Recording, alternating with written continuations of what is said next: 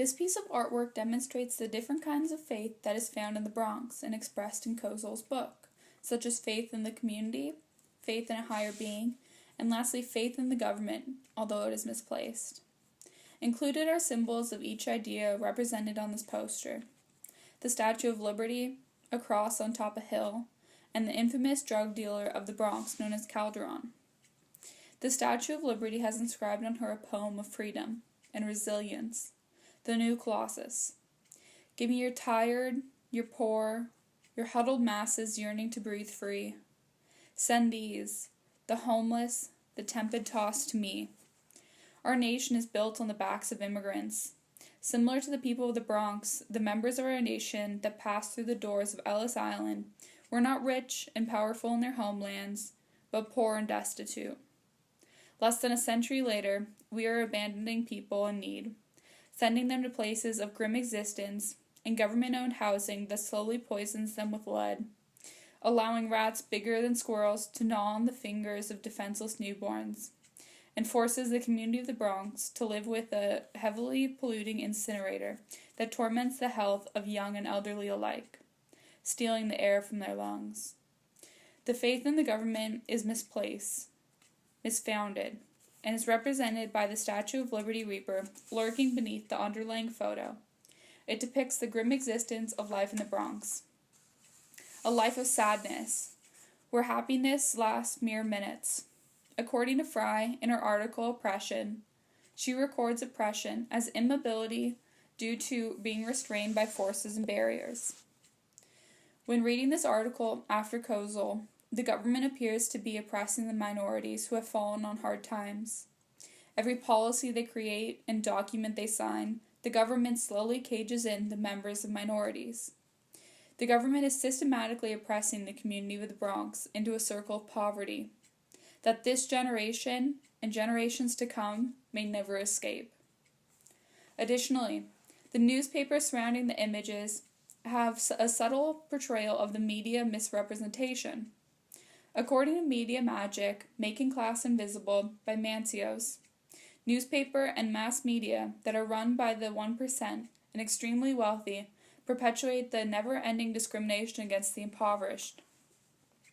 Media Magic convinces the middle class to fear more than anything else being victimized by those less affluent than ourselves.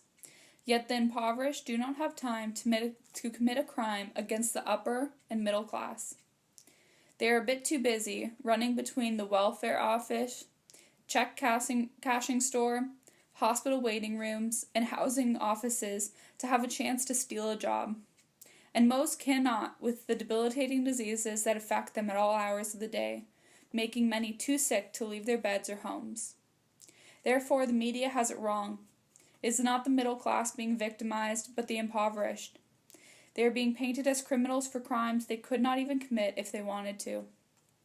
The ideology of the mass media dominates today's society and creates a justice that perpetuates elite privilege and power at the widespread deprivation of the lower class. Faith is a uniting factor in the Bronx. It brings together all people under one roof. In church, there is no segregation or discrimination. Everyone is there to pray as a congregation. They pray as one, and they mourn as one. Faith has kept the community of the Bronx powering through extreme living conditions and sad times. The people of the Bronx have faith in the idea that God has a plan for every person. Relentlessly, when asked what people from children to adults pray for, it is always for others, that they will live better, get better, or experience heaven. In one of the conversations within Amazing Grace, a member of the community says, "This out here is not God's kingdom. A kingdom is a place of glory. This is a place of pain." Young children, although they have situational awareness about the lives they are faced with, not one doubts that there is someone who watches over them.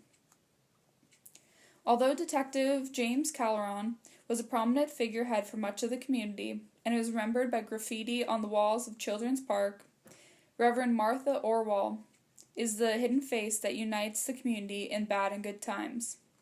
Reverend Martha Overall, a Radcliffe graduate, former attorney for Wall Street, sister to an AIDS victim, is a leader of the community.